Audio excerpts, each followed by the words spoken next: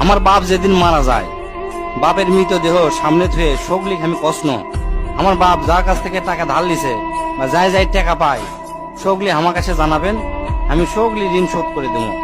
এই কথা শোনার সাথে সাথে আমার বোন হাত ঝাঁকি দিয়ে হলো, ভাই তুই শোধ করবো কেঙ্গা করে? তুই তো আজ 5 বছর ধরে চাকরি নাই, বেকার থাকে এতগুলো টাকা তুই কেঙ্গা করে শোধ করবো?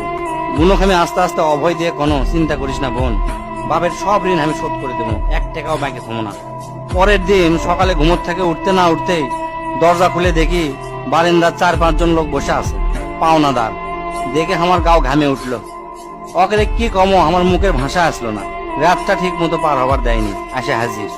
সামনে যাতে একজন খাড়া হলো, খাড়া হয়ে আমাক করছে, আমি অমুক ব্যাংকত থেকে আসছি, আপনার বাপ তার বেটা বেটির নামে 20 লাখ টাকা ব্যাংকত থুয়ে গেছে, তাড়াতাড়ি ব্যাংকত আসেন।